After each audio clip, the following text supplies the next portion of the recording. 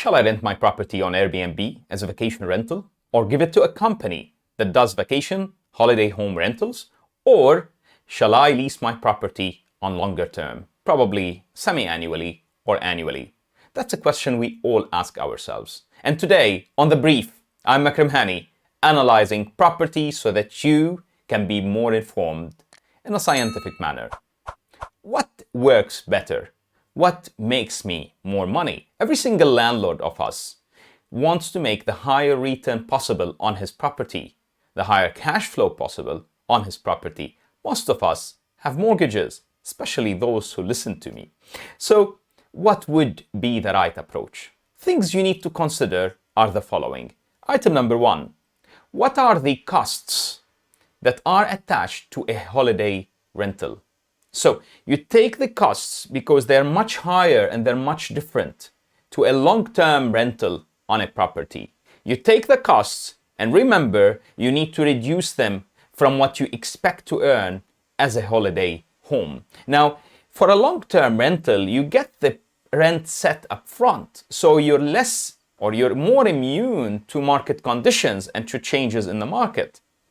With a holiday home, you may be changing the rent and the rent assumption and the rent calculation between a month and another. And that puts pressure on you in a certain way. So would it make sense to pay the higher cost and risk not getting a tenant to get a higher rent all over the year or throughout the year? Remember, first is cost, second is occupancy. There is months where short-term rentals do suffer, and there are months that short-term rentals do boom. When you consider a short-term let, you need to consider an average between both.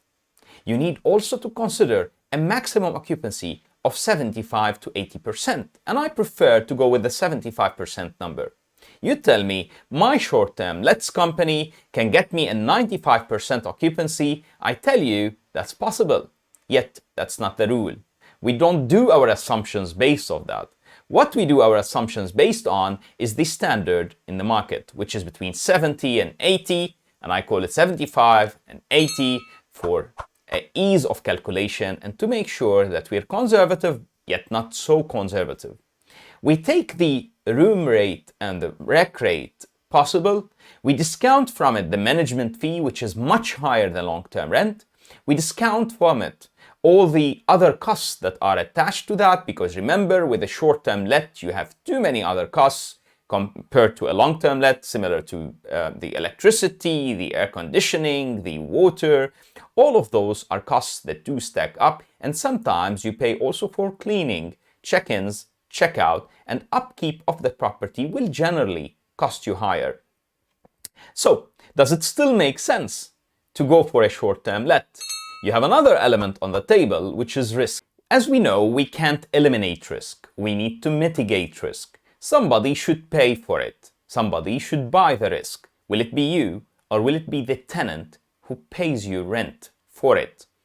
With higher risk, you need higher return. With a holiday home, you have a higher risk of vacancy, higher risk of rent fluctuation, higher risk of damage to your property in general, although that risk can be dealt with in different other ways, which is logistics more than accounting.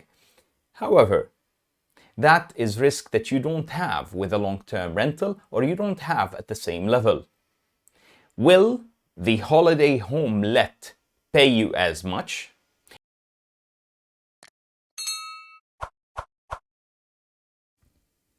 In my estimates, for a short-term let to be feasible, taking into consideration the costs and the risks, you will need to earn a net return which is 20 to 30% higher than a long-term rent. Especially that, although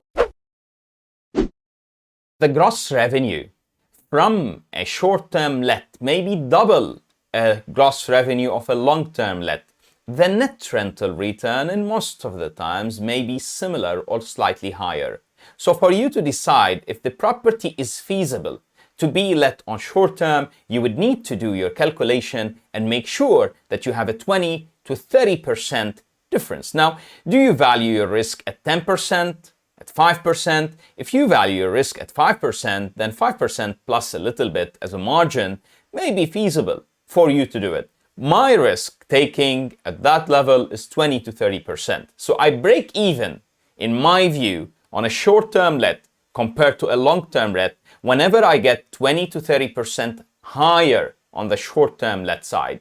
If I get more, then I'm making money here. If I get less, then I'm losing money here. I hope that this helped you today. This is The Brief, and I'm Makram Hani, analyzing property. Ciao.